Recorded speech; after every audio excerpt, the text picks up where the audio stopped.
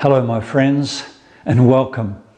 This is the 18th episode of Letters from Paradise, the video blog where I share about my spiritual journey and discoveries of the past 10 years. And the biggie is love.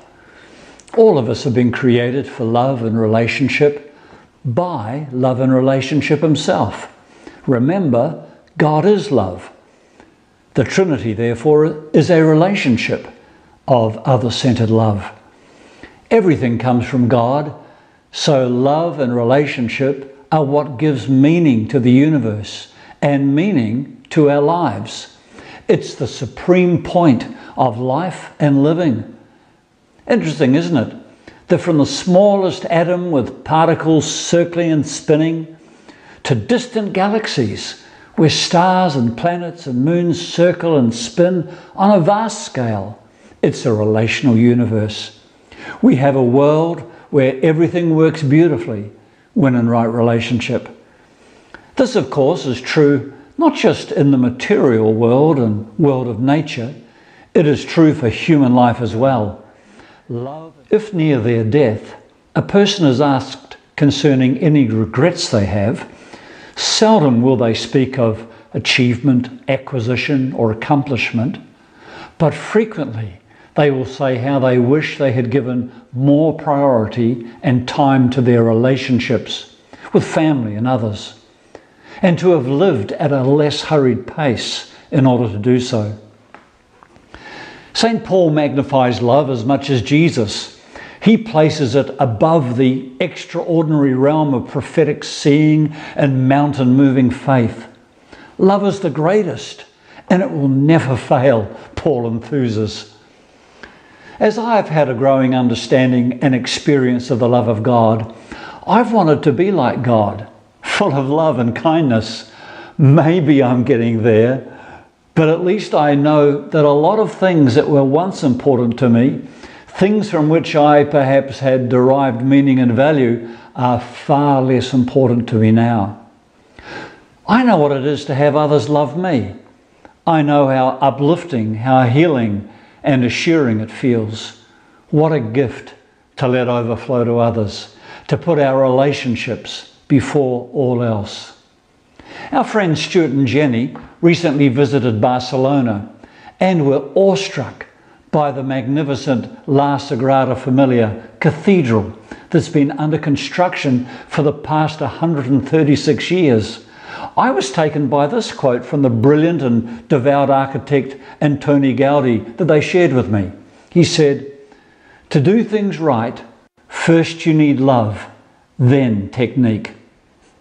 There's a stunning rendition in the Message Bible of Paul's vision of God's plan to redeem and restore through Jesus Christ every relationship that's been broken, that's fallen from the unity and harmony they had in the creation of all things. Two verses from Colossians chapter 1 that powerfully confirm that this is a relational universe. Paul writes concerning Jesus, "So spacious is he, so roomy, that everything of God finds its proper place in him without crowding. Not only that, but all the broken and dislocated pieces of the universe, people and things, animals and atoms, get properly fixed and fit together in vibrant harmonies, all because of his death, his blood that poured down from the cross." We're pretty familiar with the atonement that brought about our reconciliation with God, but here Paul is writing of the reconciliation of all things. We come from perfect connection, perfect union and shared joy. Deepest in us is the memory and yearning for this highest of all experiences. It's this certainty of which Paul has written. Life has no meaning outside of our pursuit of love, harmony, unity and relationship with the whole created world of people, of nature, of all things.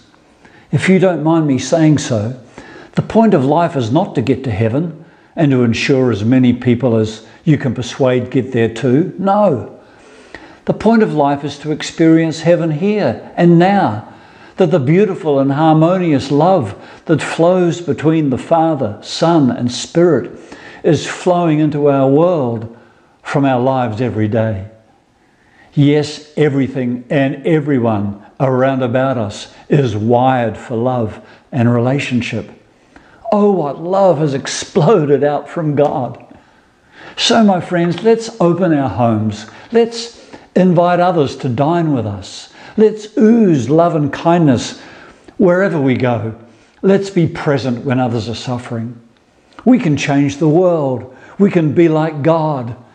We can create bright and love-filled futures for the people around us. Well, until next time, may you continually be aware of and caught up in God's world of love, relationship, and kindness, for God is love. Shalom.